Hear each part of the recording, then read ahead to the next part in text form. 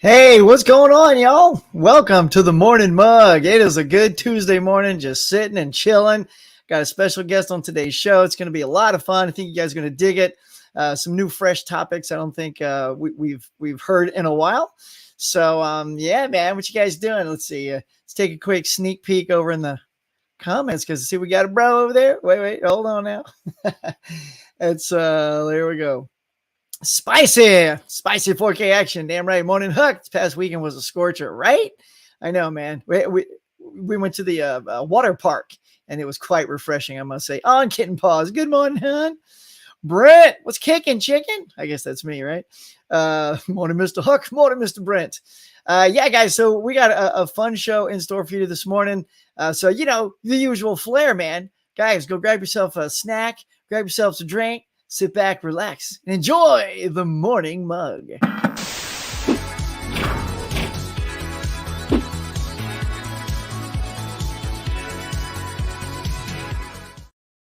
All right, now, so first of all, am I sounding okay? Here, this is what I do is my check. Let's listen for the huckster. All right, now, so first of all, he sounds pretty dope. Yeah, I never know. Sometimes these mics, they can glitch out, and when you're talking and everything is off, you don't know if you're good. So if we ever glitch out, you guys just let me know. You know the drill. You got to keep the huckster, moving and grooving, y'all. All right. So on today's show, I'm going to introduce a good friend of mine. His name is Doug. Here he is, Doug Johnson, the day tripping adventurer. How are you, sir? I'm good. It's great to be here. Nice. I've never actually seen your opening. That was awesome. I was smiling the whole time. So it's funny you say that about the opening. So there is a new opening coming, y'all. I've been looking at that old opening for the longest time. And it's going to involve a very cafe-like vibe to it.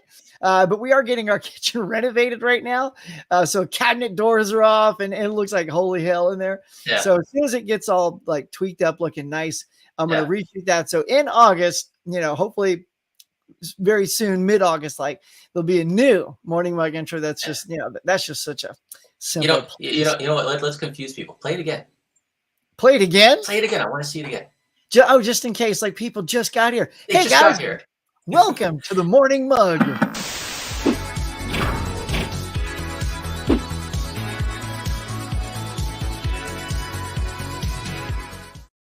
Yeah, I wanted to see all the little details there. It's great. I love it. Yeah.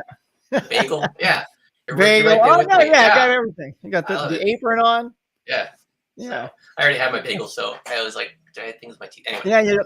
Yeah, do a quick little mouth switch. Don't you hate that? You record something and you do it with me. I go out on my walks and stuff and I'll eat and then I'll come back to edit and then I got something in my mouth the whole time.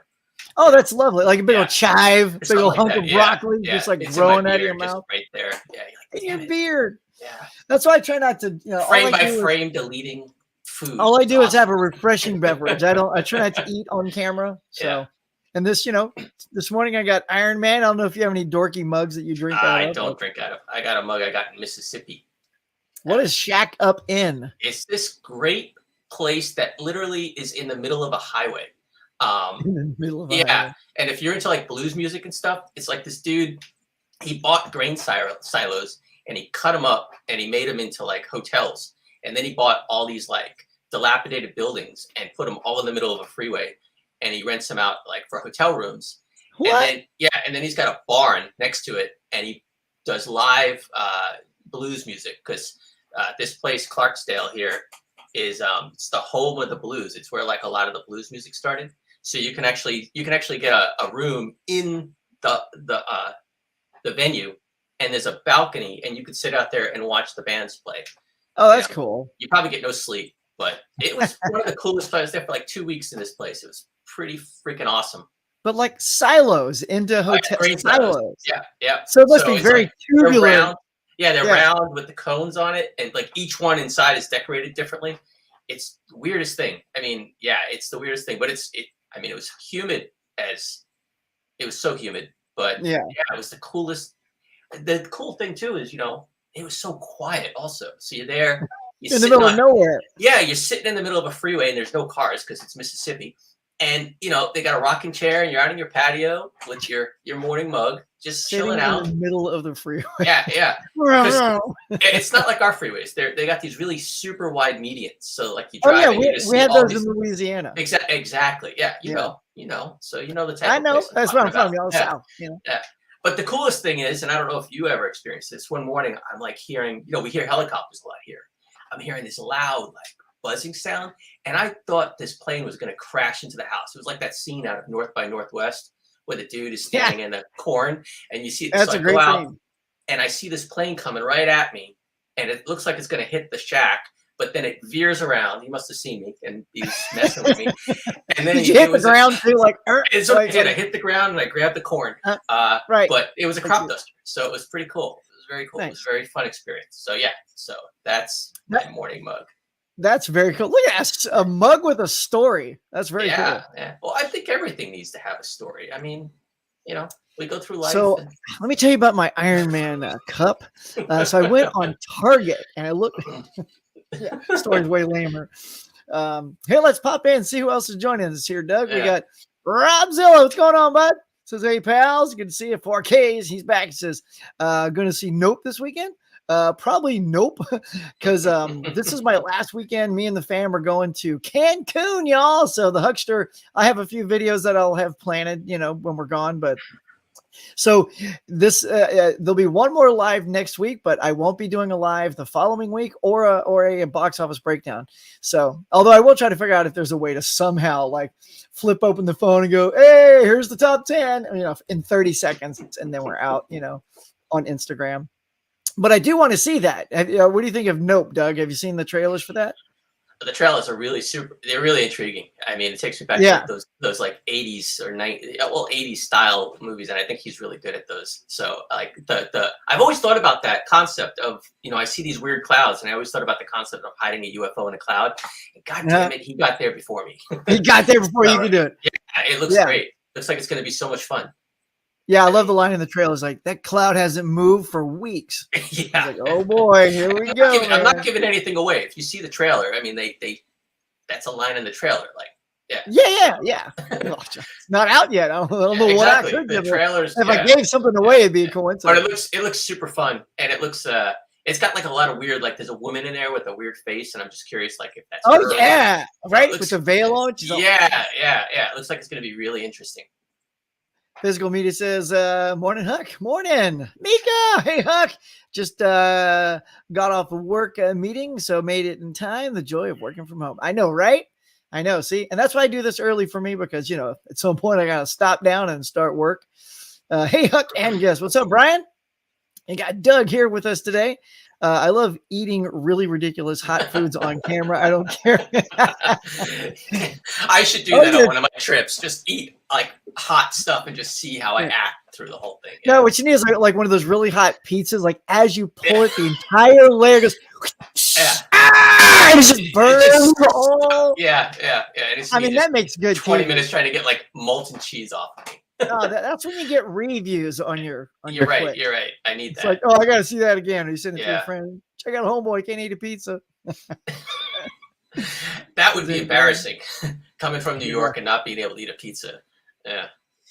Hey, Rob makes the cut. What's going on, man? I saw you, Huck, on IG. I know, right? Dude, I've never done those before. That was so kind of weird. I was just watching Doug last night. So, some of my community buddies here were doing an IG live thing. And really like where I think when we do things on YouTube, it's more like they're planned things. I do a morning show or people will do, the trivia or 4K show. It's concepts that involve a good Q&A with people. Although some people do just light it up on a Saturday or Friday night and just bullshit for 5 hours and have no plan. Yeah. But that's what I find IG mostly is. It's just like if you and I just wanted to talk like this instead of on the phone, we just turn our cameras on and we're just talking like this. Yeah.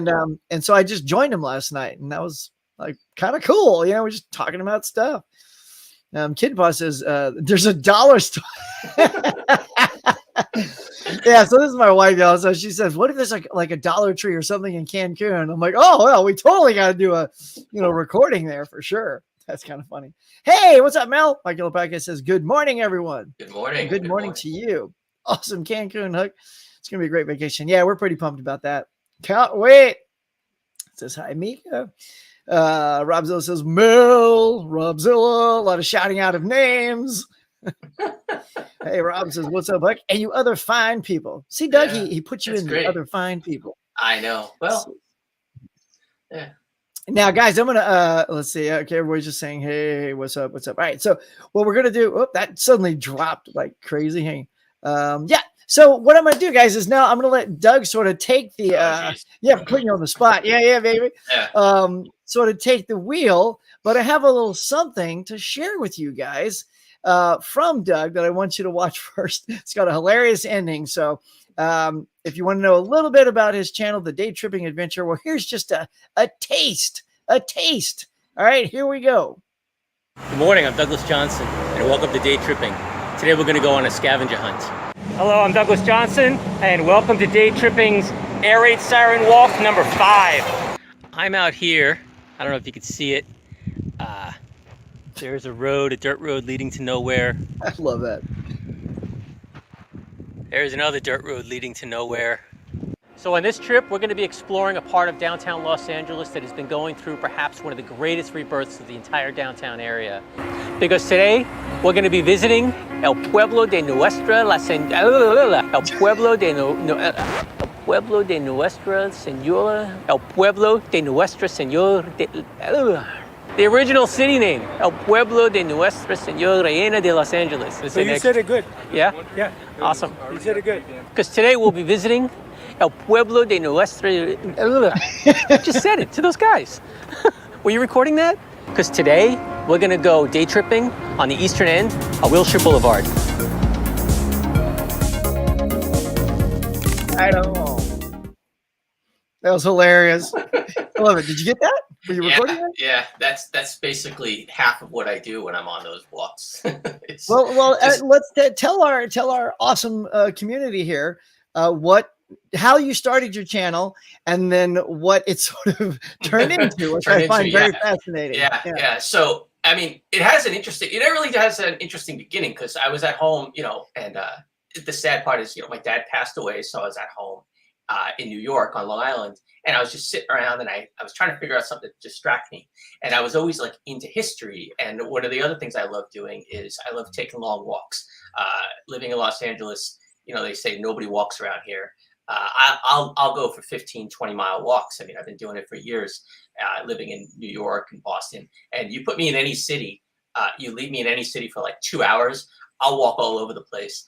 And and then if you just happen to say, oh, I want some coffee, I'll be like, oh yeah, it's just 2 blocks over. You're like, oh, you've been here before? No, I was just there 20 minutes ago. But so I was walking around New York and I found we have all these signs up, which I'd never noticed, like historical markers. So I started reading. I started reading those, and I realized right where I grew up, George Washington had come through, and there was a signer of the Declaration of Independence buried there, and presidents had visited the area. And I never knew this. As a kid growing up, you have no idea what's around. You just go out and play. You're there playing in a building that's like 400 years old or 200 years old, and there might have been something history there, but you're just having fun. So I decided to do some research and share that. And the original concept was to just show people what's right outside their back door and encourage people to like look at the world around you instead of having to go to like spend a lot of money to go on a vacation someplace. Maybe you can just like walk out your front door for 2 or 3 hours and see the world and see your neighborhood and see what's around you, and do that. But Doug, I can see the world in my phone like this. Isn't that how everyone sees the world? It is how everyone sees the world. And actually there's something, and it's a little hypocritical because there's something, I'm filming it all. They say the one way to forget, the quickest way to forget an experience is to take pictures of it. So you're not experiencing. Yeah, you're not experiencing what's happening. You're experiencing it through that lens. So you're not, you'll remember that image, but you won't remember everything around it, right? So you see people. Oh yeah. Yeah. So when I travel, you see people with their cameras and they're just, like the whole time, and they're not really seeing the world. So anyway, that was my vision, is to do that. And that's where those ones like today we're doing this, we're seeing this. So to get to the point, I can ramble on. The whole premise of it was to show these like 2-mile walking trips that you can take in Los Angeles and New York and wherever I happen to be. I'll film one. And that you can Oh yeah, because you don't do these just here, right? You do these if you go on vacation somewhere, you'll day trip in Boston if you're in Boston, right? Yeah, like I was working in Mississippi where I got the mug, so I did a day trip in Clarksdale, and Nice. I got one where I was in Jackson, and I've got to put that one together. And one day it rained, and I drove out to a place called Friars Point, so I did one there. So yeah, I love doing it. But then one day I got bored, and I decided to go on a scavenger hunt. And the scavenger hunt was the sirens. I started looking at all these air raid sirens in Los Angeles. And now I'm kind of known as the siren guy.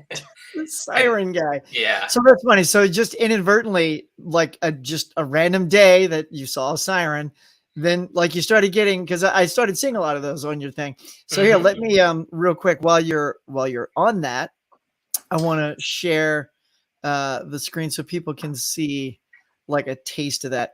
So if you look here, this is Doug's site. It's called Day Tripping Adventure. And look at all these videos of sirens. Yeah. Like talk about finding a bizarre niche that's suddenly like, I mean, look, you've got like 1,000 views here, 12,000 views there. So man, there are a ton of siren fanatics in the world. Who knew, right? There's over 250 of them here in Los Angeles. And Sirens? people, yeah. We call it, there's a siren community, which I had no idea existed, and great community of people. Yeah. They're all over the country, but they started sharing maps with me. So now I have maps of like sirens all over California. And like when I went to Mississippi, they have sirens because they get tornadoes and flooding. So they have them. Yeah. But the ones here in Los Angeles don't work. So what I do is they're decorative. Yeah, well, Yeah. I mean, back in the day, they were to tell us that the Russians were about to, a nuclear missile was going to come. So just say your prayers because there's really nothing else you can do. Right. But yeah, so what I do now is I go on walks. The first one was 15 miles. They average about 8 to 10 miles. And I'll go and visit the different sirens. And I have a little map graphic I do so you can go and walk around and visit them. And that's very cool. Yeah, guys, you see what happens out there. Some of those videos, they're really fascinating. Like, and so actually I want to bounce back here to our friends in the chat. There's Let's see what we stuff got there. First. We got, hey, Ken, what's up? Ken says, what up, Hook Man? Hey, buddy. Says Gus, more people just saying hey to each other. Mika.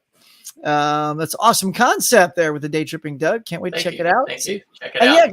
Yeah, guys. Bounce on over there. I'd love for you to just go there and support Doug. Hit, like and subscribe on his channel. He is at, let's see, where are you at, Doug? He's at he's at 933 subscribers.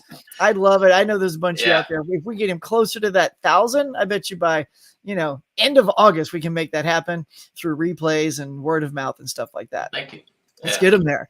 How many of the 250 sirens have you found in LA? Oh, wait a minute. Hold the phone. My Gus. Wow. My good friend, Gus. Let's give an applause. Thank you. Look at this. A super chat of $9.99. You are an amazing person. Good Doug. Cheers. Let's cheers this guy with your fancy mug. All right. Look at that, Doug. Yeah. Look, and to Gus. Man, I love that. So yeah, this is sort of a new thing, getting these super chats and super thanks and all that good stuff. And every now and then, I get a little shout out there, which is nice. Gus also knows how impossible it is to put together a trivia contest. Those things are very time consuming, and every little bit helps go into that and get new equipment and buy more stuff and all that good stuff. It goes right into the channel. Everything you guys send my way goes back to the channel, which I really appreciate. Thank you so much, Gus. I'm awake now, man. My morning's banging. Very cool. Let's pop. Okay, so sirens, I think, was this at Kitten Paws? She was like, how many of the 250 sirens have you found in LA? I have walked about, let me see, I have a 50th. I did my 50th one. I think I'm closing in on 75 or 80 right now. I think I've seen. I I can't remember offhand. I did do like a wrap up video that I did all the numbers, but I think I'm only at about 80. So I'm like just about only half. So there's a lot more sirens. Yeah, you're getting there though. More to see, and they're getting more spread out now.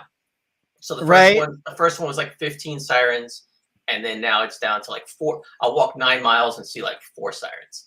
But, this is a good thing you love to walk. Oh yeah. Hey, Adrian. Hello there, Ken. Again, Gus, my good man. Thank you very much. He subscribed last week. Wonderful. Hey. Gus is in the house. I think Ken says Gus is the man. He is the man.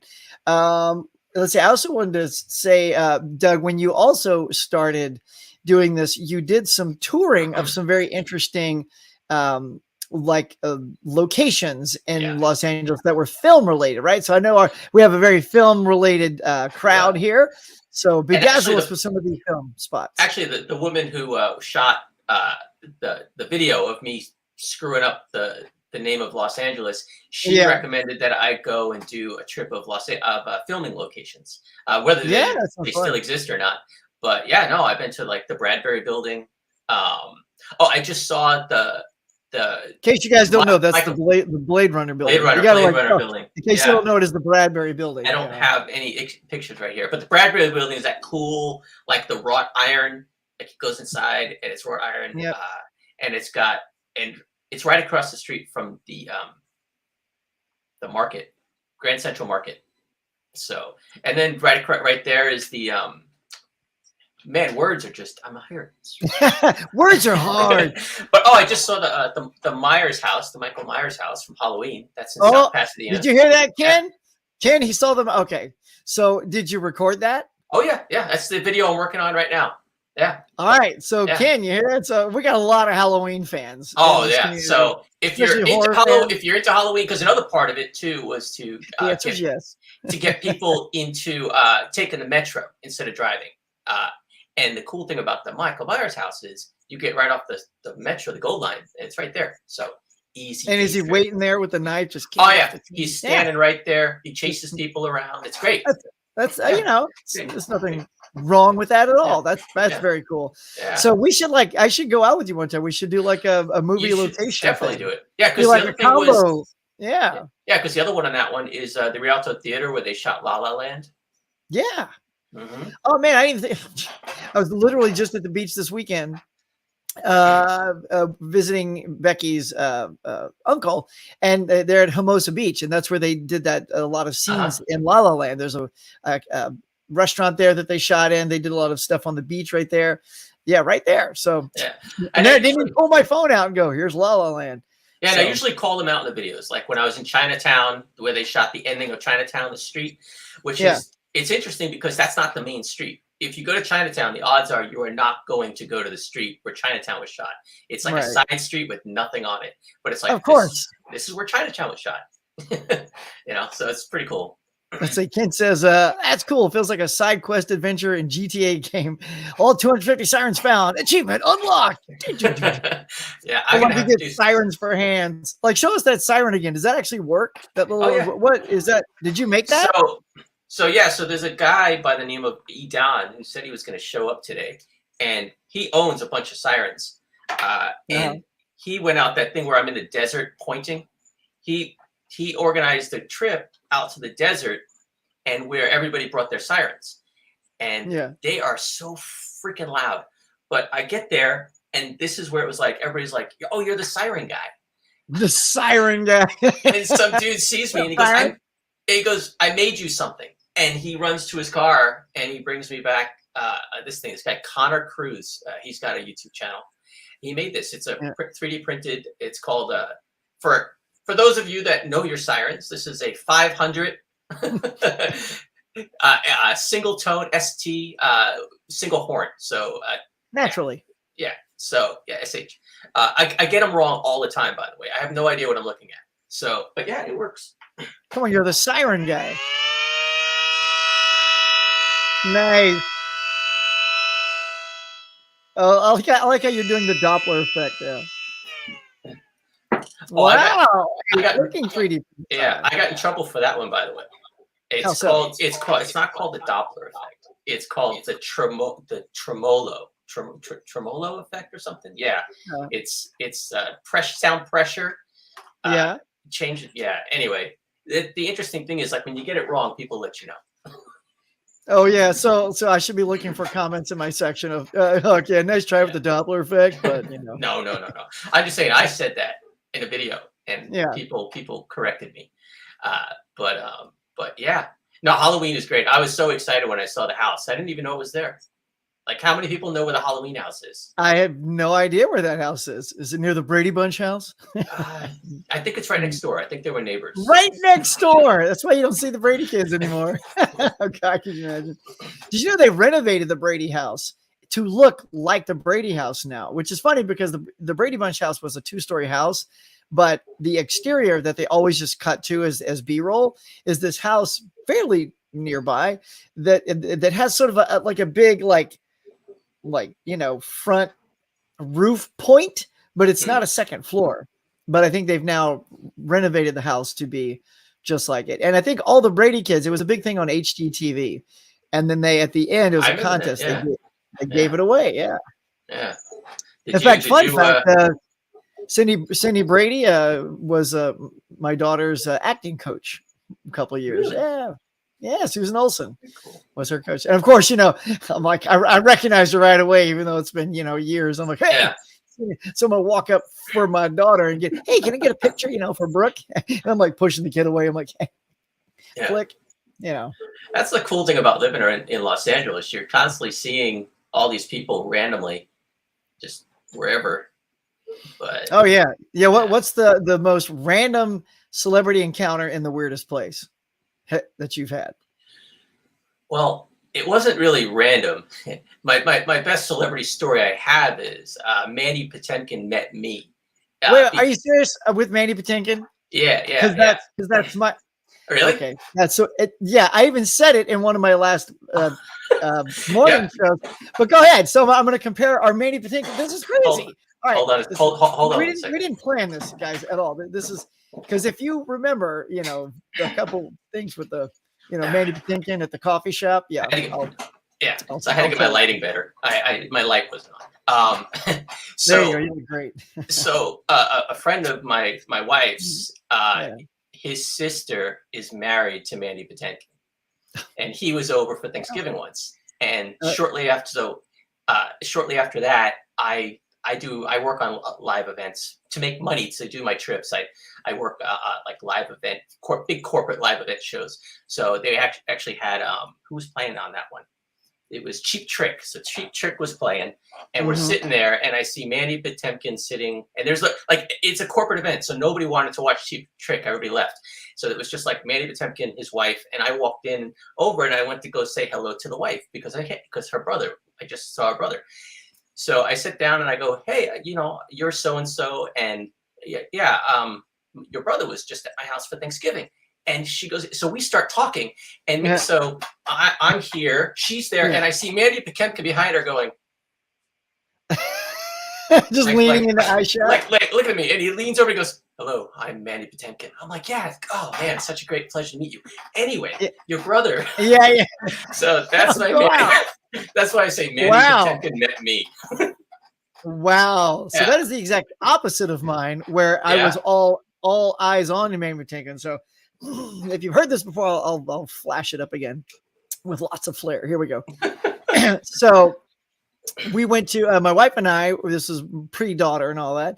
Went to Pete's Coffee, which is sort of like a local, like a Starbucks, but way better, And so we go in there, and there is Mandy Patinkin at the counter getting himself like a coffee, and a scone or something. And I'm like, to the wife, I'm like, that's Mandy Patinkin. I'm like, I got this. I'm going to go see, no one has ever said this to him before. I wasn't going to go up and be all like, oh, Princess Bride. He probably gets that a million times. This one I learned to use the most random references to an actor because their face will glaze over. So this is what happened. I went up, I go, and thinking Brian Huckabee, I shook his hand, he's shaking my hand. I'm like, I just want to say how much I loved you and Dick Tracy. and the shake goes, and the handshake like comes to a stop, you know, and you can like feel him trying to pull away, but I'm like gripping. No, you don't, sucker. I'm like, no, man. When you sang with Madonna, what can you lose? You know, and he's just, and then the hand comes out and he just runs away. Runs away. So my wife you should have held tighter. You know, it's like, no, seriously. I should have hugged him. I should have grabbed him and sang the whole song. Oh, you feel so. Because he's so warm, Mandy. He was with this woman too, and I was just all like, Mandy. And then so we joked that he ran out down the sidewalk. I was chasing after him with the stone, throwing it at him. So we're like on both ends of the Mandy Patinkin meeting spectrum. Yeah. You're like didn't give a crap, and I'm all like, I want to take you home. So by the way, Mika. Is it Mika? Is that how you pronounce it? That is Mika. Lovely Mika. Yeah, if you come to LA, watch my videos. But I hope you get here in California. I hope you get to Los Angeles. It's so much and Mika, if you do, please let us know. And man, I will come by. We'll grab lunch. Could you imagine a little howdy do with Mika? Oh, that'd be so much fun. We'll like put the camera on the table, all gather around. That's fun. Yeah, if anybody's out visiting California, let us know, man. Give us a heads up. I'll definitely tell you a lot of great places to see, if you're interested. Yeah, Doug knows, man, if you want to see some sights, besides just the usual stanky Hollywood Boulevard. Look, it's so sad because there's nothing wrong with that. I think if you're going to come to visit Los Angeles, if you're going to come visit Los Angeles, like I have family, my family never comes out to visit me, and they might come out next year, but I'm definitely going to take them to Hollywood Boulevard. Everybody's got to go to Hollywood Boulevard once. It's like when you go to New York, you got to go to Times Square and all that. Yeah. You come to LA. but the reason I say that is California they really cleaned up the Hollywood Boulevard. It was beautiful. They built Hollywood and Highland, which is this amazing mall. It's a walk around mall. Doug's like, I love that. It's not all indoors. I love it. But then like when COVID hit, the homeless situation really grew, and now it's still there. And they did such a good job getting them off the street, giving them places to stay. And then I don't know, it just exploded. So it's just so sad that hopefully they can get back on top of that and get some more housing for those people because I mean downtown. That's why like downtown used to be filled with. I mean in the 90s it used to be filled with the homeless everywhere. And now they cleaned it up. But like you said, they go from there to someplace else. And housing prices out here are just outrageous, people. So. That is the one thing when I walk around, I see a lot of that, and you have to be very aware. So if you do go out, you do walk. I always sign off, say like stay safe and stay healthy. Yeah, because that's the thing. Be aware, and I mean right now with COVID. So, absolutely, yeah.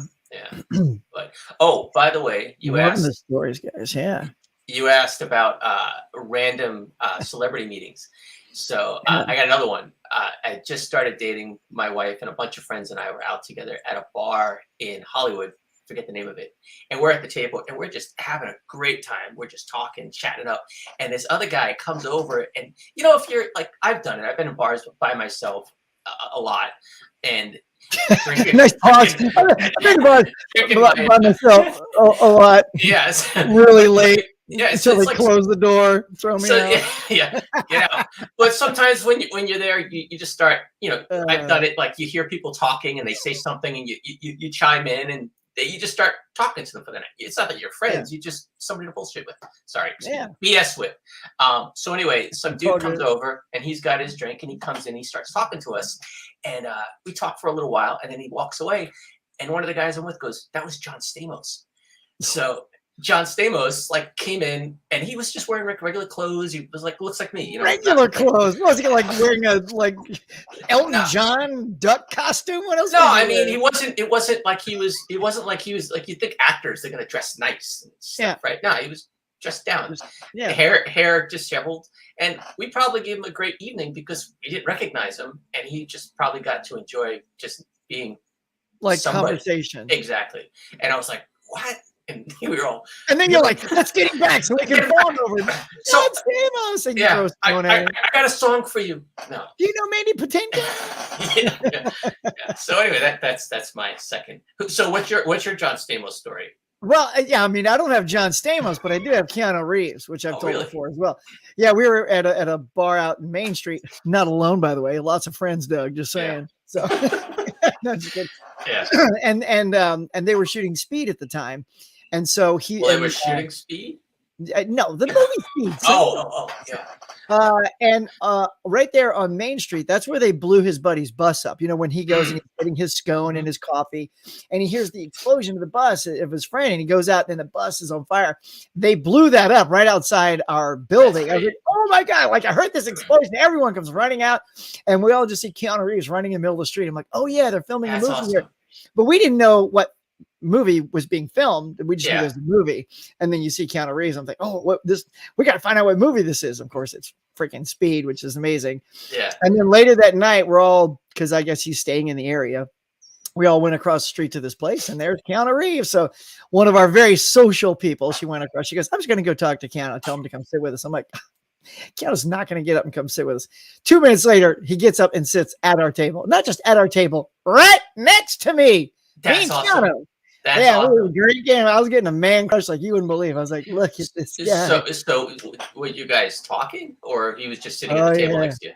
Yeah. No. He was literally at our table, and he just came and we just started talking the whole night. It was a lot of fun. And that's great. He did the little Bill and Ted excellent with me. He's like, because I tested him on that, and he's like, no, I heard you don't do this with anybody. Like I heard you. Yeah.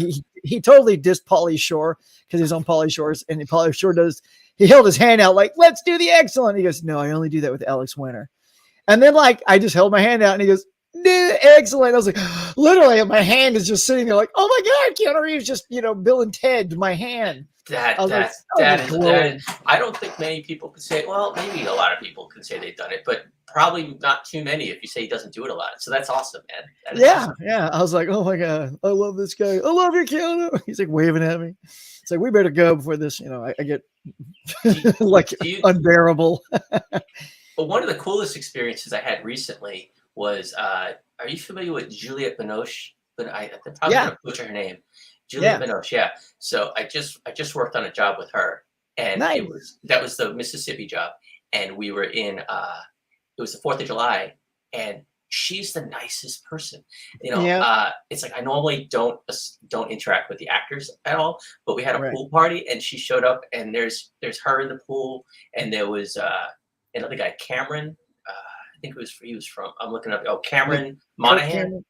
Cameron Monahan, he was there, and a couple others. And it's like, they're in the pool playing volleyball with everybody. And I was like, this is the coolest freaking 4th of July ever. Just a pool party watching these actors like in a pool. Like, I made it in Hollywood, in Mississippi, which was really cool.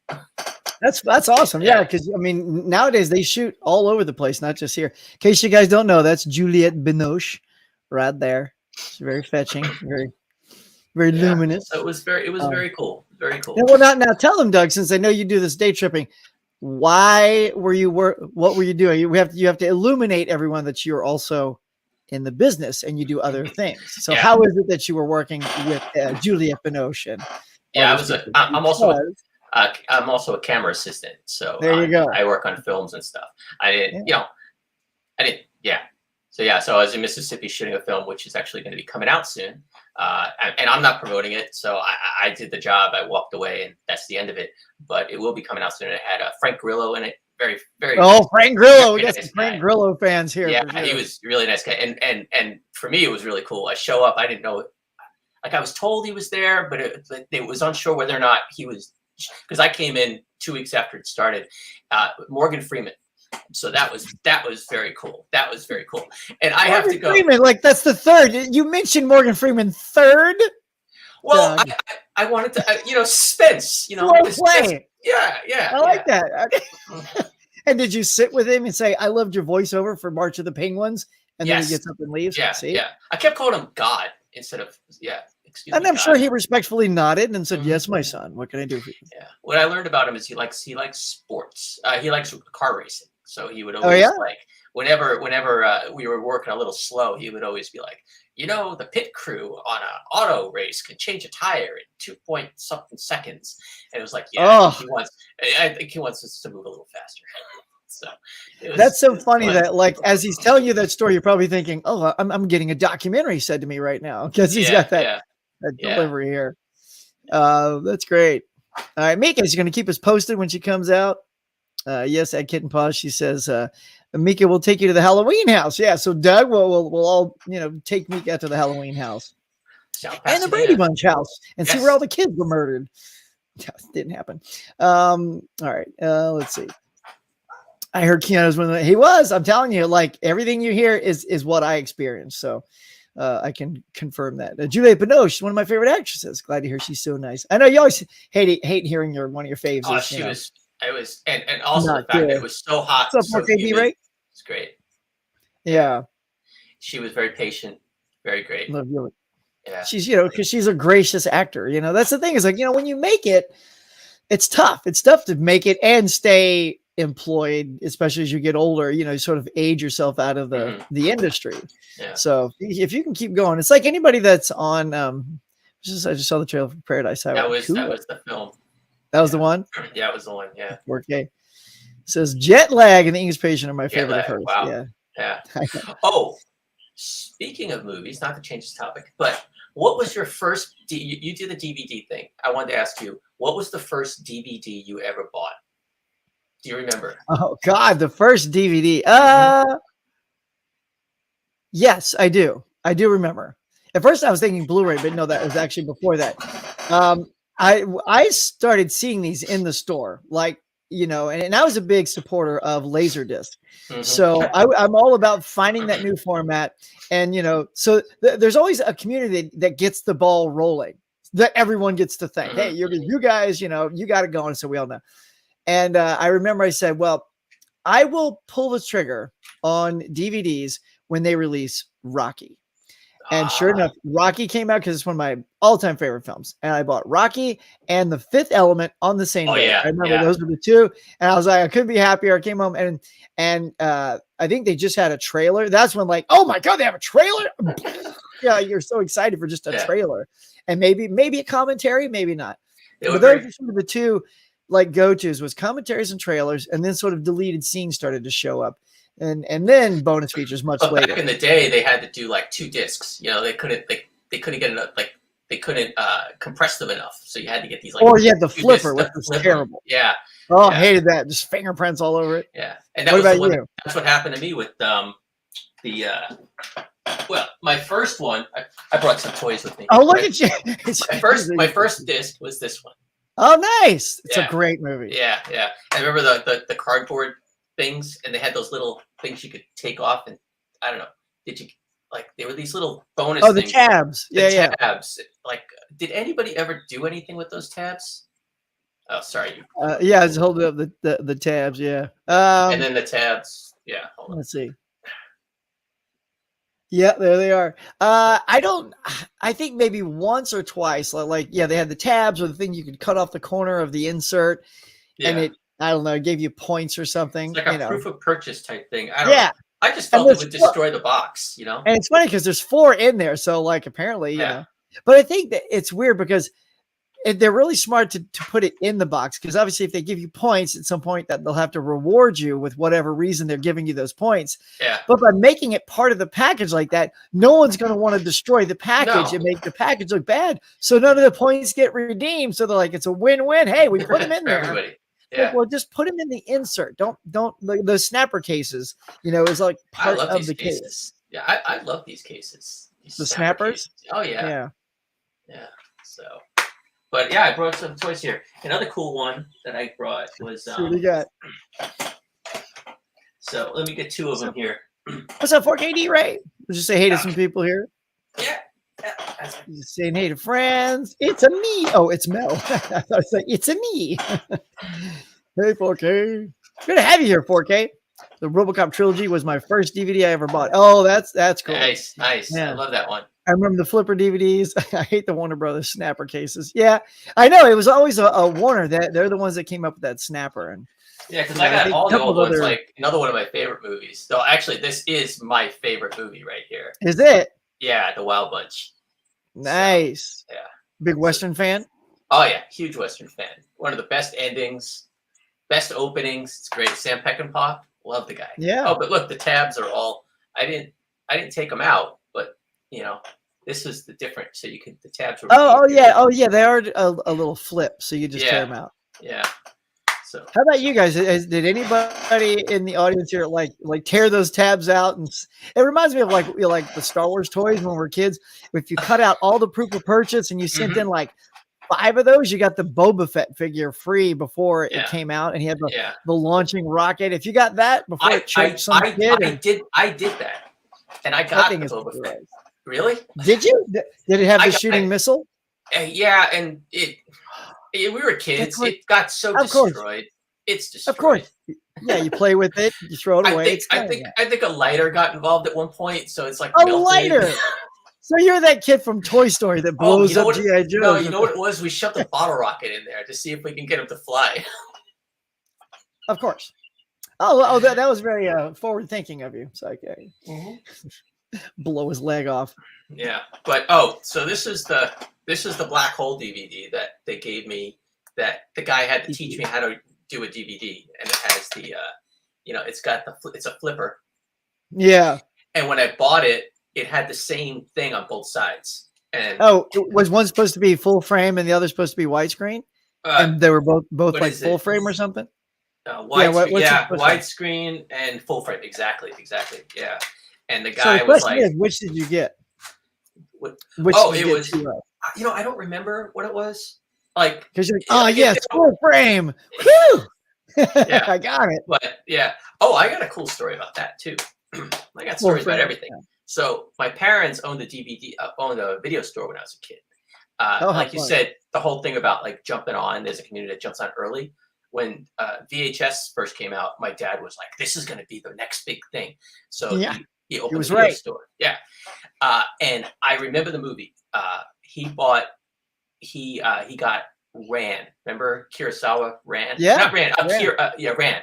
So somebody rented. Had a nice steelbook recently. Really? Oh, a very sweet looking steelbook. Amazing. I don't have that movie yet, so I have to get that one. But it was the only way you could buy it was Letterboxd, Right. So, and the TVs back then we didn't have these 16:9 TVs. They were the 4:3s. Square 4x3. Yeah. 4x3. So the guy comes back to the store with the VHS just completely pissed off. And he's like, "I want my money back." And my dad's like, "Why?" He goes, "I didn't rent half a movie. I want to see the whole movie." He thought the black was cutting the picture off. And he's missing the tops and the bottom. And there was nothing we could say that he's like, "I don't care. I want to see a whole movie." Like, my father's like, "Fine, whatever. I'm not going to fight with this guy." Wow. Gave him his money back. And little did he know that he was missing, like, his whole life. He was probably like pan and scan, remember? You're probably missing everything. Yeah, there was like Die Hard. I was watching Die Hard with my buddy, and there's a shot where if you go full frame, it's when Al Powell he goes into the building to check it out and scope it out, and there's a shot where he's at the elevator, and right around the corner you can see a guy with a gun just on the corner, but on the full frame that you don't even see that, so the threat has been removed from the movie. So pan and scan. I see that here. Brian Goes Blue. He said, like, he remembers arguing with a friend over the exact same thing. Oh yeah, right. They always thought that the black bars meant you didn't see something. Yeah, I know. And another thing with those, the Golden Compass. Look at that. Oh, the first Blu-ray was Golden Compass. And let's see who some of the people's first DVDs. We got Mulan. That's cool. Oh, wait, let's pop back up here. Some good stuff with this conversation.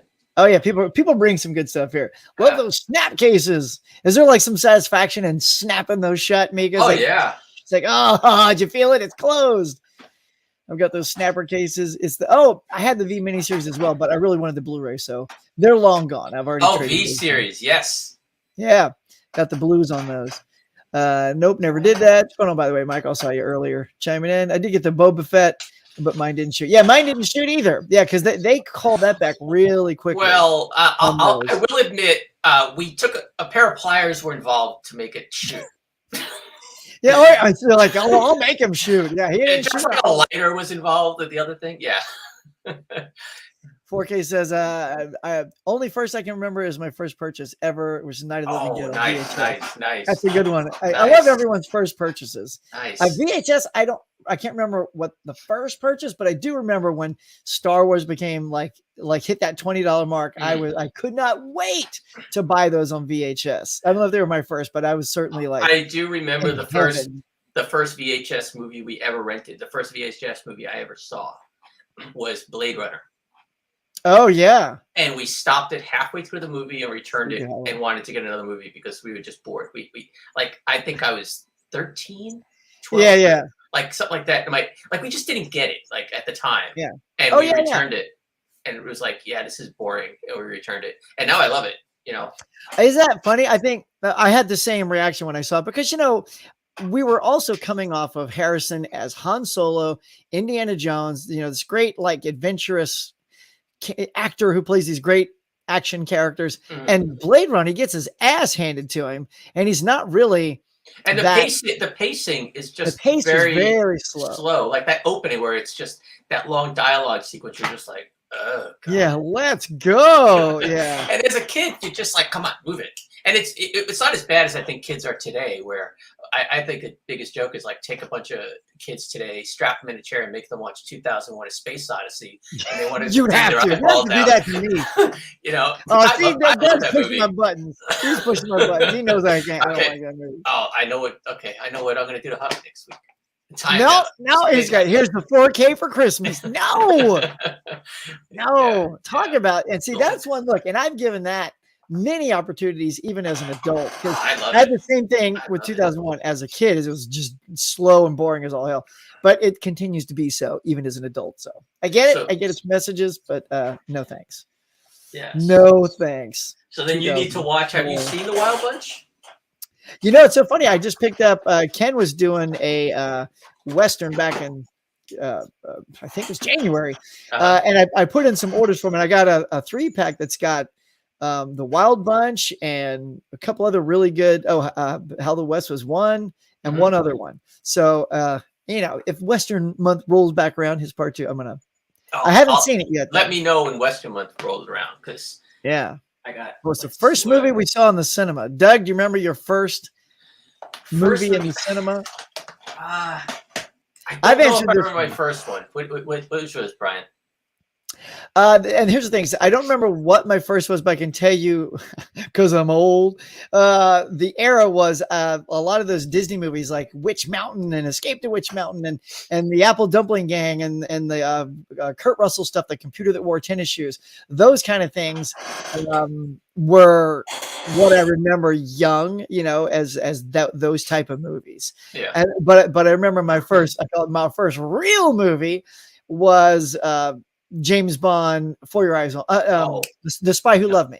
The Spy Who Loved Me. Okay, which is considered by most to be Roger Moore's best Bond film. So that was my first Bond movie in the theater and my first, you know, adult, you know, grown up movie. And then I started seeing all the Pink Panthers and stuff like that with Peter Sellers, which my dad used to take me to see those movies. Oh my God, I'm such a huge fan of this. I know that's an audience that I don't know if today's people like. I think we're losing that audience that got to see. But if you guys love anything like slapstick stuff, I'll be right back. Yeah, like the Zucker brothers, like Airplane or Naked Gun and things like that, especially like Naked Gun because he's a cop.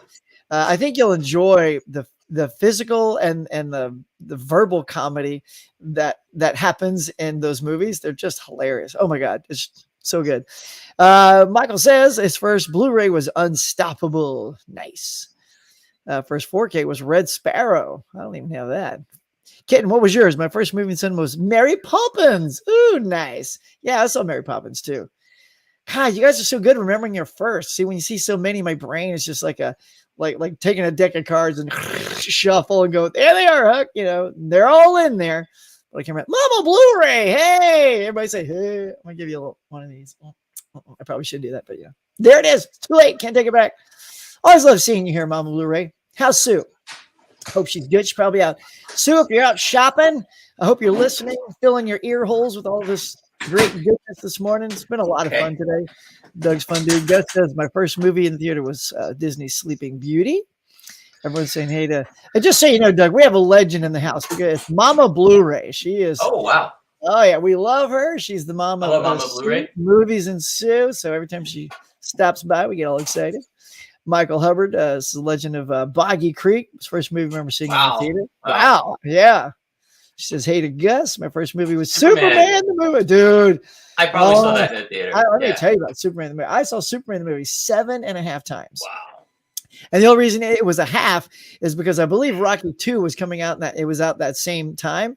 And, you know, Superman played for a long time. So that half was the last time I saw it because they let me, I had tickets to both, but I said, could I stay, you know, because I just love Superman. I asked them, can I stay in the cinema and just watch this up until Rocky starts? And they said yes.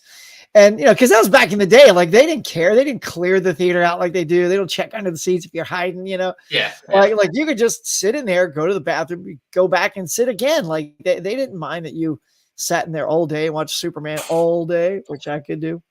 Yeah. So yeah. No, but to answer your question, sorry. To answer your question from earlier, the first I don't remember my first movie, but I remember my first rated R movie. I was so excited to see it with my dad. It was it was Q. Q, the dragon serpent thing? Yes, that was my first rated R movie. Is that rated R? Yeah. Well, it was rated R at the time when it first came out. Because remember, the thing's picking up freaking people on Wall Street and like eating them and tearing them apart and everything. That was the first rated R. I mean, it wasn't the first rated R movie I saw because I think it was the first rated R movie. Yeah, in the theaters. So weird. Q. I the only thing I remember about Q is in the video stores, because I also worked in video stores, one of my first jobs. Yeah. And I always just remember looking at the cover with that serpent. I'm like, oh, this looks cool. But because it was like a Frank Frazetta painting, I just knew whatever was in the movie was not as cool as the cover of that movie. Yeah. Because it wasn't an actual shot of the serpent. So, so did you go? Do you have it? Because you got up to go get something. No. I forgot I had this actually. The Pink Panther collection. Ah, yes. The puppy. Nice. Puppy one. Yeah. That's the DVD one. That's such a good set. Yeah. I have that one and the Blu-ray one. I got a story for everything. I was working. I do camera assisting now, but I spent 10 years as a video editor. And I had to do like a thing with movie clips, and I wanted a clip from a Pink Panther movie, so I went out and I bought this just to get one clip off of it. And I don't think I've seen all the movies yet. I don't think I've watched any of them at all. I need to do that one day. It's funny because the two earlier ones, so you have the Pink Panther and A Shot in the Dark. Those are the really early two. And Sellers hadn't quite dialed in that sort of oafish. Yeah, there it is. See, Pink Panther, Shot in the Dark. But then when you get to The Revenge, The Return, and Strikes Again, that's like a trilogy right there. Because he's got the character dialed in, the comedy's on point. Blake Edwards directs all of them, and it's sort of like watching someone find a character. And it took the third movie for him to find that character. If I remember correctly, Strikes Again is the one I've probably seen the most, and that was probably my most favorite. I think so too. It's like The Empire Strikes Back. It's the Strikes Again. It's got the strikes in the title. That's going to be the best. Yeah. Oh, another cool. I mean, like I said, I got stories for everything. So the movie theater that I went to was literally like around the corner from my house. Like there was another block, and then there was a fence with a hole in it. You go through there in the movie theater, and it was one of those big single screens. You know, had huge. Oh yeah. And it also had. And it had the dating seats too. It had seats on like throughout it, which were double. So if you went with a date, you could sit together. Yeah, wow. That's cool. Fancy. But when Return of the Jedi came out, and we couldn't see it yet. I don't know why, but I remember going to the back door, me and my friends with our ears against the back door, listening to the movie. Listening to Vader's voice and all that. Yeah, it was like, oh my god. Yeah. Why couldn't you see it yet? Because I've been trying to think about why I wasn't able to see it. Like why we had to wait, but for some reason, like it was either time or like I hadn't got my allowance yet and I spent it all, or just one of those kids. Or you're strapping bottle rockets to toys and it caught fire to a tree. Yeah, and neighbors got pissed. It could be anything. Could have been anything. Could have been a variety of things. So Sue's out hunting. Goods. Oh wow. Sue's out hunting. Let's see. Second movie was The Black Hole. There you go. So nice. Adrian's got the Black Hole love there. My first movie in theaters was Nightmare Before Christmas. First rated R was 7. Ooh, that's an intense rated R movie. My first rated R movie was The Jerk with Steve Martin. So That's a great one. I mean, I was already a huge Steve Martin fan. Yeah, I was yeah. buying his albums. That's when my mom knew, like, oh, you're going to grow up and do something in I'll be the industry, picking because I just love sermons comedy. for you. So yeah. I know I'm showing my age, but in my town, kids could get in the theater for a canned good. Oh, for Wow. that's See, that's awesome. great. They should I'd bring have bought that the back. whole cabinet. Like, can I just should bring stay that here back. all day? I mean, I just went to a matinee for the Thor movie, and it cost me matinee 15% off, $13.75. It's like that's not a matinee price. See, yeah, where I live too, like we have a friend who lives in Burbank, and they have one theater, one AMC that on Tuesdays it's $7.50. I'm like, well, that seems not fair, you know. It's like, and out here when it's matinee price, it's literally like you 50. It's only 50 cents cheaper. So instead of $13.50, it's $13. I'm like, it's not a matinee. And you wonder why people collect all these DVDs and get physical media, right? So yeah, for the same price, I could own it. Mama saying, "Hey Mel, I wonder what Susan's picking up today." I know. I'm sure we'll find out. Let's see what is coming out. I forgot to look what's coming out today. My memory's so bad I can't remember my first. Oh, Mel. It's okay. Well, yeah, the good thing is you can remember your first kid, huh? Because you got the kid. See, I got one too, so I can never forget. That's beautiful. Mel, me neither. Kid pause my first. Oh, really? Yeah, nice. Wife's first movie was Purple Rain. Yeah, I remember Purple Rain. I've told this story too. I'm like you, Doug. We always got stories. Purple Rain. Like I worked. My first job was in the theater. Go figure. Lover of movies. And that summer, Purple Rain came out, and we always had that grape drink that we always sold, and it was just grape drink. So of course we, took a piece of paper, slapped on Purple Rain, and slapped it on there, and we sold a ton of that stuff. Man, every kid came out. I get some Purple Rain. I'm like, hell yeah! That's great. Marketing. I mean, just marketing. By them, yeah. Yeah. By the boatloads. What else? Awesome with that. And Brian says, a year or so ago, I got The Black Hole on Blu-ray from Disney Movie Club. Such an awesome flick. I don't know why it doesn't get talked about a lot. You know what? I love the movie. That's the thing. I've watched it so many times, it doesn't work anymore. Yeah. The disc doesn't work. The disc is too. Yeah, I put it in, and I don't know, something must have happened, and neither side. So I do have to upgrade it, but it holds a place in my heart. But yeah, I love this movie. It's a little cheesy, but it's, okay, this is a good conversation to have. So between you and Brian, okay, why is it? Maybe it's like an age thing. I'm a little bit older, so when I saw it, I know it was Disney's attempt to be Star Wars, just like Paramount put out Star Trek: The Motion Picture, which wasn't what people thought it was going to be, but it turned a profit, so we got the Wrath of Khan out of it. So what about Black Hole, knowing that it's flawed and has all these issues, is still magical and makes it a good movie for you? Okay, is it the robots? Is it, I'm gonna say, because the disc is broken, I probably haven't seen it in 15 years, so it's not that fresh in my memory. But yeah, the robots were different. I mean, at the time, you had Star Wars and you had all those other movies, and then this one was menacing, and it was like, it was like when they take the shield off the person's face the first time.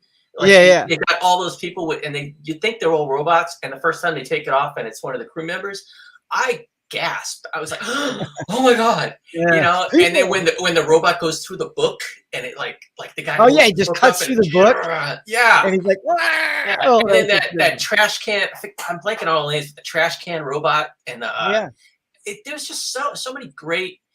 I mean, it was for its time. I mean, yeah, if you're gonna compare it to Star Wars, Star Wars was probably made with this. No, I don't think anybody goes into a movie thinking it's going to be bad or cheesy. Everybody puts their best effort into it. Yeah, they want it to be good. They want it to be good. And Star Wars could have failed so many ways, but it didn't. Star Wars was like lightning in a bottle.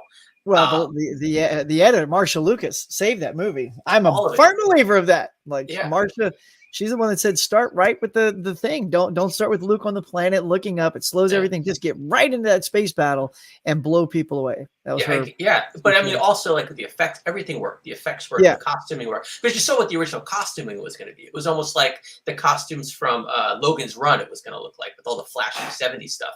That would have went over well. But it just it would be another Logan's Run if that's what they ended up doing. Yeah. So for its, I was terrified by the thing the whole time. The ending is a little I mean, a lot of movies fall apart at the ending, but but it was still pretty cool. I mean, Yeah. I have very strong memories for it, and it was very satisfying, and the characters are memorable. Yeah, That's it the had key. Anthony Perkins in it, Yeah, from exactly. Psycho. He was really good. Yvette Mimieux. I remember Maximilian specifically. That Yeah, robot Maximilian robot. was Yeah, the bomb. Like I do remember, like with the cutting into the book, and he just and it had was like menacing. his design with just that red eye. And I mean, he always looked Had like that- he was It scowling. looked like that. Like later on, was Tron later? Yeah, Tron was later, I think. It had that Tron sort of look. I mean, Tron might have taken it even off of there, but yeah, those lines and the claws. It's just a very iconic robots. And I think I see Brian Goes Blue. What does he have to say here about it? Let's see. Was it? Did we do that already? Oh, okay. Yeah, Hang on. Let me go here. Let's see. What's your favorite TV show of all time? And do you have it on Blu-ray? Yes, I do, Jay. Well, you'll probably see it. Oh no, because I'm on here. I'll go full screen. You can kind of see it. Right down. Hang on. Oh yeah. Right down there. There's like a whole bunch of Star Treks right there. So I have Star Trek in almost every format. Blu-rays, DVDs. That's the animated series. The thing in white. I can't point. There it is. So I got that. But if you look behind me, I got all other kinds of TV shows that I love. Smallville right here. I just picked all these up during the Amazon Prime Day. So I got Incredible Hulk, Psych, Burn Notice, Brooklyn Nine. I'm a big lover of TV shows. So I picked a bunch of those up. So I do have them. Doug, do you have any TV shows? I do. I have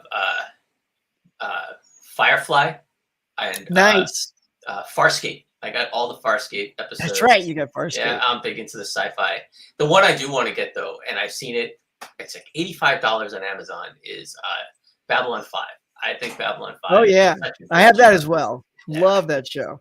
Yeah. I wish that they remastered that on HD for HBO Max. And guys, if you're a fan or if you've never seen Babylon 5, it has never looked better. It looks so amazing. Wow. But the effects, I know the effects are still, they were rendered out 480p for its time because it was just 4:3 and the resolutions were, so they didn't have to like render those out at super high resolution. So they're sort of upscaled. And here's my thing about Babylon 5 too, is a lot of people say, oh, those effects are so cheesy. And I will always disagree with that because in my opinion, it was amazing at the time. Well, not only just amazing at the time, but just the concepts and the visual design. No one had ever taken chances on designs like that. And if you can just look at the beauty of it, it looks phenomenal. Just the station itself is I think way more visually attractive than Deep Space Nine. I think Deep Space Nine is an interesting design, but it's not nearly as cool. Yeah. So yeah, I can go on and on about that. One day I will get it. Yes, good. Yeah. Well, keep your eyes open when like on Amazon Prime days and I looked. I was watching you go through the Amazon Prime, and I went on there, and that was not one of them. Yeah, I know. It's always like the one thing you want, like actually. Luckily, the Hulk there that I got, it's funny because a week ago, because I'm like, it's never going to be one of those on sale. A week later, it's on sale for $39. $39 for the whole thing. I'm like, luckily there was a crunched corner on the other one I bought for much higher. So I just, and look, I see guys, a lot of you guys do this all the time is you get a damaged thing. And I don't know if you sit on that, but don't sit on it. Just return it. Everything I've ever had that had a damaged corner or something. Oh, like here, I'm gonna show you real quick. So this is just a small thing that I get. This is the tail end of all those things. And Tim will know this one because I told Tim, our buddy Tim Talks Talkies about this one. And this is Burn Notice, but it's the Sam Axe story, the fall of Sam Axe with Bruce Campbell. This is an out of print thing. I think it's on eBay, really expensive. It was sold out on Best Buy. I just clicked on it because it was during all these sales. And this came back in for extremely short time on Blu-ray. It's like $7-8, but it's like 50, 60, 70. I only bought the one. I told Tim about it and he grabbed one. So he was super happy. And then, I like these VHS cover things. So I'm just grabbing a couple of these, and I love Leia Thompson. So I grabbed that. But then I also got this because of it. It's Roxanne, but there's no, there's no VHS cover. Like in the ad, it says VHS slipcover. It has it. And this is the third one from Best Buy I've gotten that's supposed to have so I'm taking it back. Like I'm not going to keep it because the whole point is I want like a little VHS cover I collection. don't want. You gotta go in and slap it down. I don't want this one. Yeah, what is this I don't garbage? want this one. False advertising. You owe me. You owe me something. I want this one. Yeah. Anyway. Yeah, but that's what happened. I took Sheena back. That's right, because I got Sheena back there because she has a nice thing. Where were we, Doug? Let's find out where we are. Pure Hangout. I think we're at. Pure that Hangout. one? That's Yeah. right. Yeah. Are dollar theaters a thing out? I don't have any. They had the $2 theater over $2 there. theater. But last I heard is it's not running anymore. Yeah, we used to have one out in Louisiana when I lived there. They had dropped to a second run house, and the tickets were like half price. I don't know if they were $1, but yeah, I miss those. Brian says, I'd say the performances are strong and the robots are different and cool looking. Yeah, Yes, also exactly. funny. I agree. Yeah, I remember that because I bought the toys of the. I did too. I had them too. Yeah. I want to say Robbie the robot. But that's it was something like that. Very cool looking things. Yeah. But yeah. Let's see. Ben says, watch don't Black Hole for the first time. Yeah. I love the retro futuristic style. Exactly. Maybe I'll give it another look. I love Logan's Run. Yeah, just pick that up on a 3-pack. I got Logan's Run, Soylent Green, and yeah, that's great. That's great. What's the third one on this? Like X something. I love Farrah Fawcett. Yeah, Farrah Fawcett was in that. Yeah, man, that was one of her first big movies. I never saw the TV series. I just learned that there was a TV series just recently. Yeah. How was it? It's fun. I mean, it didn't do well, and you can tell it suffers by budget. But I mean, I was, like you, I'm just a sci-fi fan, so I'll eat up anything, even if it's cheesy. And I'm like, like there was one guy who was an android, but How did it compare to Misfits of Science? I love Misfits of Science. Courtney Cox. I had a crush on Courtney Cox, man. That didn't stick around either. Favorite TVs are Buffy, Xena, excellent, which I own, excellent. Going to pick up X-Files, the complete series, which is another fave. Yes, X-Files is such a good show. Doug, I would take you for a huge X-Files fan. I actually did not watch X-Files. No way, really? I've only seen maybe 4 or 5 episodes. Wow, it seemed like knowing your personality. Well, it was also when it was on. That was Sunday night night. In my first career, it came on through college, and then when I graduated, I didn't have a TV for a while, and then I was working a lot, so it just fell off my radar. Yeah, says I have Battlestar Galactica and Buck Rogers on, but I got them both. I just got the Kino Lorber of Galactica. Did an unboxing. Do you have the both? Are you into what do you like better, the older Battlestar or the newer Battlestar? Well, I mean, the original Battlestar is more nostalgic for me because I just love the vibe of it. Yeah. But the new one is obviously, they've raised the bar in the storytelling. Although I sort of fell off of that show because I was getting a little bored with it. Like, I don't know if it was just overstaying its welcome, or I was just like, like you, I was running out of time and I couldn't fit it in. So I just sort of ended up not finishing it. I think that was it. I think it was like a lot of shows. It was, what's the term? It's like it was a victim of its own success. I find a lot of times the writers, they write this great first season and it's like, oh shit, I cursed. Yeah. Oh crap. We dang it. Now we have to figure out, we got picked up for 2 seasons. Now we have to figure out what we're gonna do, and then they kind of put things together and it comes out to be disjointed, which is what kind of that felt like towards like the second half of the whole thing. Yeah. See, that's the opposite of Babylon 5, where J. Michael Straczynski said, I have a 5-year plan. I want to go 5 years and we're done. So just please keep me on for 5 years. It did suffer from it because after the 5 years that it got weird. Well, what happened was, at every season, he was just, it was a threat that he was going to be canceled. When season 2 came around, he recast Michael O'Hare with Bruce Boxleitner due to his health issues that they kept a secret until Michael O'Hare passed away. But Boxleitner has so much charm and charisma. He lit that show up. And then they got to the 3rd season, and it's this whole Shadow War story that was just beautiful. Oh, that's great. And they said, this is your last season. So he hurried it up, wrapped it up. They go, oh, you know what? We got good numbers on that. Let's go another season. He's like, you're killing me. So he had to keep coming up with a way to get to the relationship that he built between, and a blanket on the character names, but the two, Delenn and Sinclair. No, the 2 alien ambassadors. Yeah, Jakar and Londo Mollari. That is probably one of the best character arcs You know, 100% for both of them. Oh yeah, from I mean, just and then to end, the way they ended it with them and like just that's I could just that whole character arc I think is one of the We'll best do a character arcs. Babylon 5 episode. You guys are like, what show? We got more stuff here. Yeah. Yeah, we saw that. We saw that one. Adrian Battlestar, says, yep, on Blu-ray. Buffy. Yep, Kitten Paw says Buffy and Xena. Yeah, Doctor girl. Who. Have Doctor Who. I just recently got the first series of Doctor Who with the again the names the like very first like for season 1, like when it was black and white. Yeah, it's pretty awesome, man. It's different, but it's fun yeah, to that watch. the BBC budgets until they started recasting with what was it, Eccleston and then David Tennant. You know, that's when I feel like it started to get a little bit more budget and the effects were better. But like right up until sort of that. That was Tom kind Baker of era. Kind of what made the show was it was The really cheese fest. just yeah.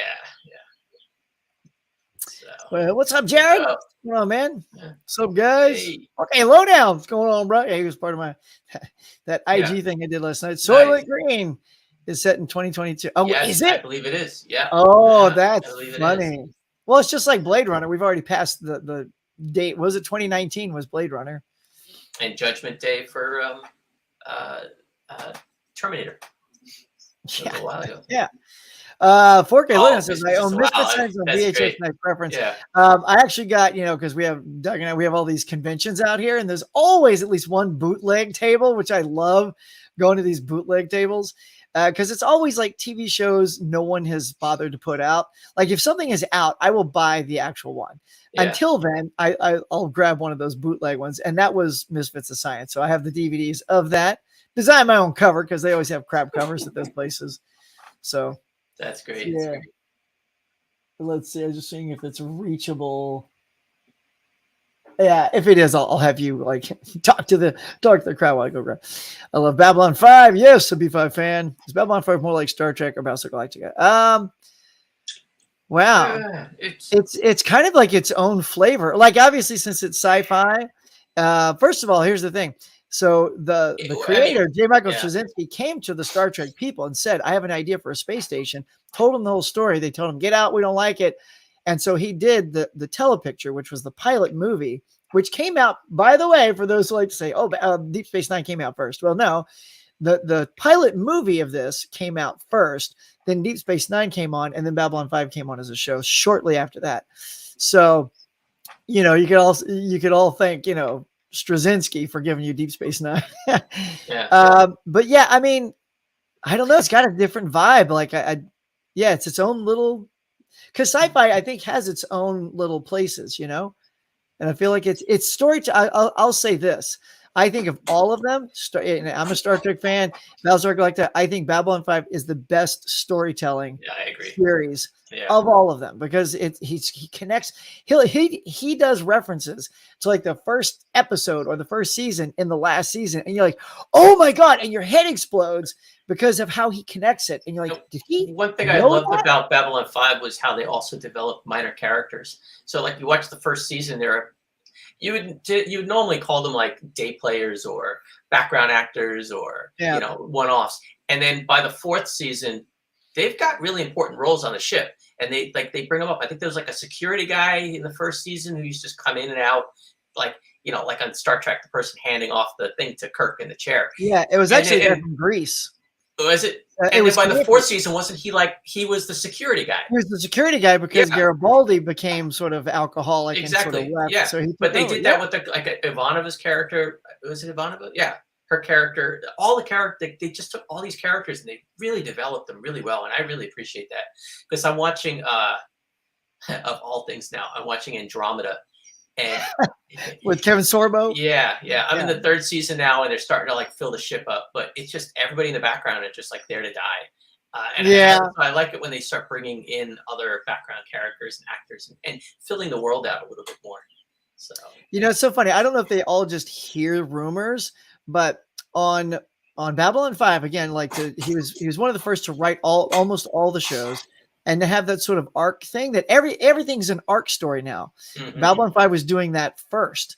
And there was a scene where Ivanova, she's like the commander. She's sort of bisexual, right? Because she liked the ranger, but she also liked the telepath.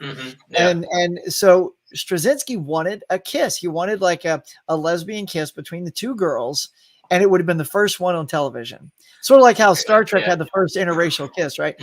But they put their foot down. They said, no, don't cross that line. So he pushed it as far as he could, which was really good. Like Ivanova wakes up and looks to the side of her bed, and the girl has gotten out of the bed already. You're like, oh, so your brain fills it in. Oh, they slept together. It was like a girl relationship, and it was pretty exciting to see a show take a chance. And I swear to God, it was either a week before, a week after, or the same week. Deep Space Nine did the exact same thing, only they got away with it because they cheated. They cheated because the two girls kissed, but the entity inside, they have trills inside them. The trill inside was male. So it was like saying, oh, she's kissing the male inside the female. It's like, all right. I see what you did there, Star Trek, but B5, if they'd have given him the thumbs up, I remember a conversation I had with you a long time ago about Jakar with the full prosthetics. And it was like, your thing was like Star Trek. They never trusted the actors. Like he was able to do so much with the full, because I think he was one of the first characters that had the full prosthetics for the entire run of the show. Like watching Andromeda, every character that's had any prosthetics, they slowly found excuses to get away from them because they would just really. Yeah, like my hands finally grew in a normal. Yeah, somebody down here says I own Andromeda, the 4K lowdown. Like one of the characters got these like bone spikes on his arm, and they always have excuses for them having like an armband with these things, but they find an excuse to get rid of those. Another character, he was like a bat-looking character, and then in one episode, he turns almost human, and the makeup was just awful. Like whoever. It looked like somebody just like took clay and just kind of glued it to his face, but but they committed to it in Babylon 5, and I think you said he just the performances you get out of him with the full prosthetics. That Star Trek never trusted that. They always put the little things on. There's always a bumpy forehead. It wasn't for the Cardassians where you had the full like neck makeup pieces and all that. Deep Space Nine did it a little bit with the Ferengi and the Yeah, the only change they made on Babylon 5 was Delenn. She was more alien at first, but then she, I think the actress, it was too much for her face on a daily basis. So she's like, if we come back next season, I need you to do something so there's less makeup on me. So she went to that chrysalis and became sort of half human, half. So, but that was good. But again, he worked it into the story nicely. Yeah, and that makes sense. I mean, especially with the TV show, the pacing that they have, putting that makeup on every day has got to be rough. Yeah, Tom Baker. Yeah, I know, man. Sitting in that chair. Let's see. Thanks for the info. You got me excited. I know. Sorry, we are waxing on about Babylon 5. And I actually went to the Babylon 5 set. So here's another thing too. Oh, really? So it's out here in Sun Valley, right? Which is near where I'm at now. I wasn't near that. And I heard. I knew a friend, his name's Steve Austin, like $6 Million Man, Steve Austin. He was the Pac Mara, which is like, it sort of looks like a fish dude. He's just got tentacles. It's like a full-on headpiece.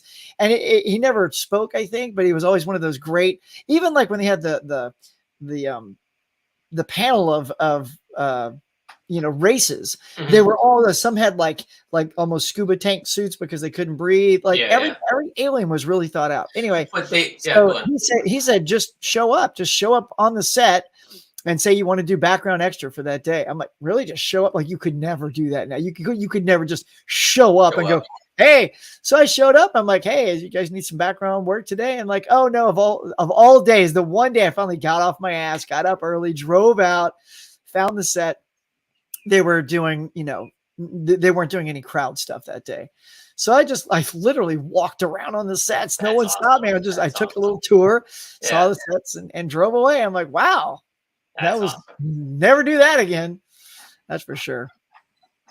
So Babylon 5 has a spinoff, Crusade. Yeah. And that's where it got a little weak. I think I wasn't a big fan of Crusade I wanted to love that because I wanted Babylon 5 to keep going, but Crusade, it just didn't have the same magic. And nothing too. They even had like some of those straight to DVD movies like that Mhm. came after. Some was called the Lost episodes. And But there's just no. They that weren't set good that either. I saw on Amazon though does have the Crusade in it. So Yeah, those are good action. What's up, Aaron? What's going on, hey, man? Yeah, so it's like mentioning R-rated movies. Yeah, Die Hard. Just watch Die Hard 2 as well. Like not Die Hard oh, 2, but Die I Hard. love the Lethal Weapon movies. Yeah, They're some of my favorite.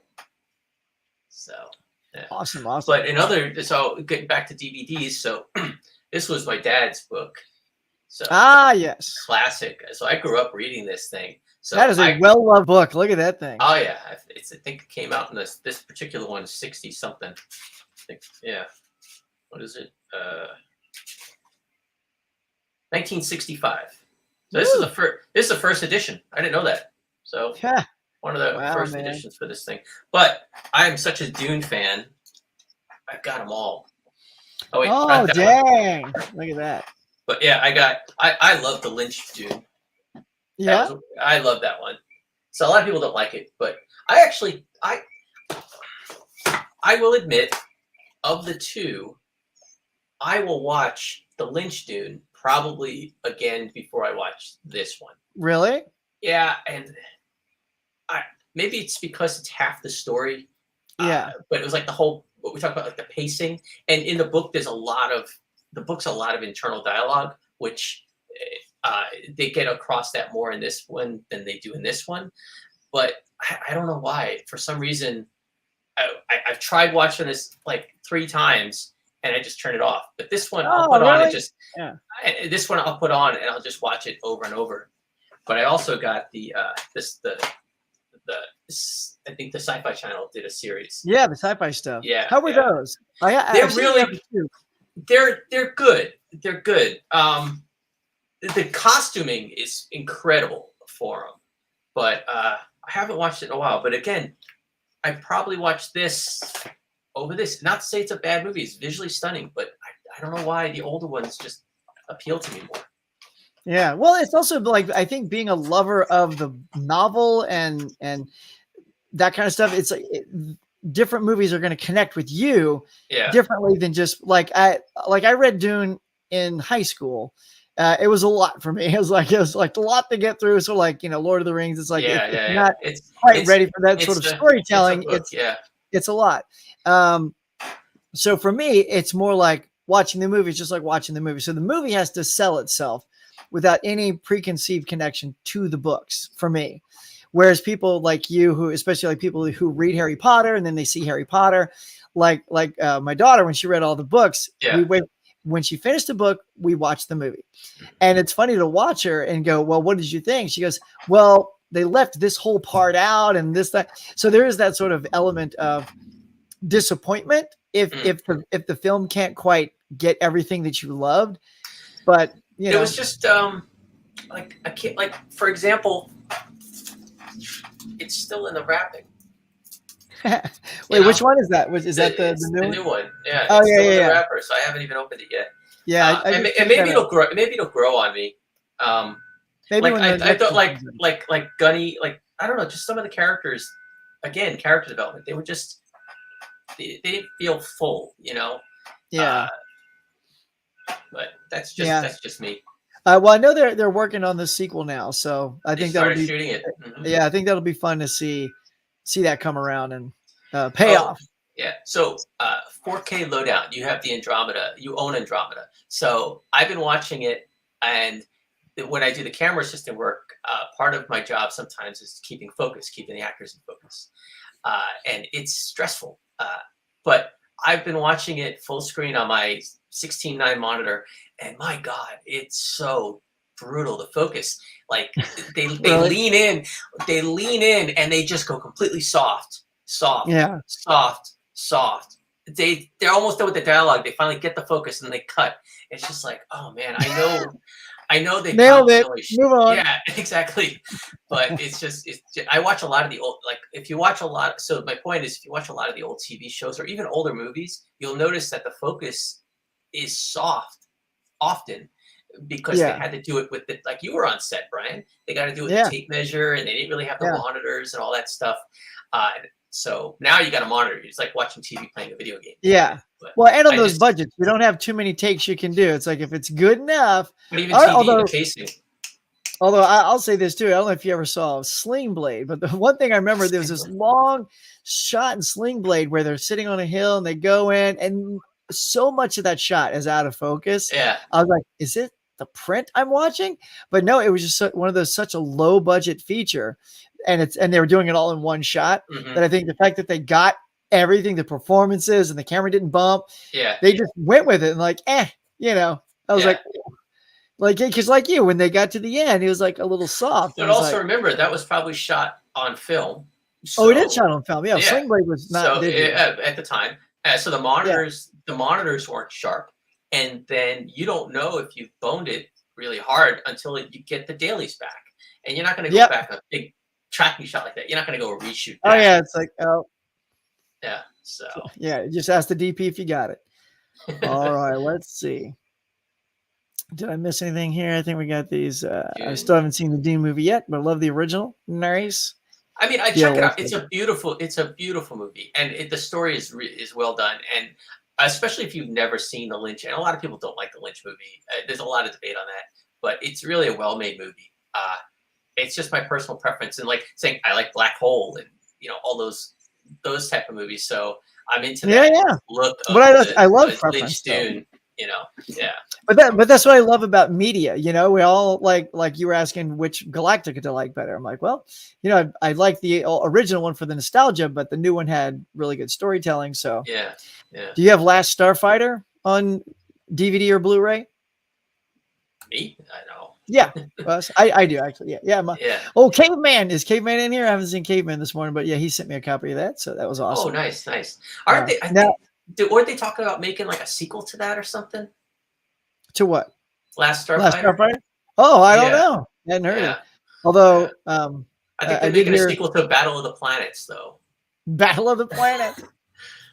My wife told me last night that they're talking to Mel Brooks. You know how they did History of the World Part 1, that comedy. Oh yeah. And they never made a Part 2. I love that. But apparently they've come to him saying, "Hey, let's do a miniseries or something, Part 2." And he's 96 though, so I don't know how quick Mel can churn it out. You think probably too he'd have some treatments, because I would assume he would have wanted to do that years ago. But also, a lot of things changed, and you can have way better ideas at this point. With him, I don't remember if I read about it or not, but it's not beyond reason with Mel Brooks that he just did it as part of the joke. Like, this is part 1, and I'm never going to do part 2. Yeah. But you never know. But, all right, we may wrap this up soon, everybody, because I do got to jump into work. Okay. Anything else? Yeah, that's our crowd here. Guys, if you haven't done it yet, please get down there and hit the like button. Smash it. I always forget to say it, but if you've enjoyed this, Doug, you've been a great guest. Thanks for being on. Oh, so much fun. Please get down there and go to Doug's channel. I have his link in the description below.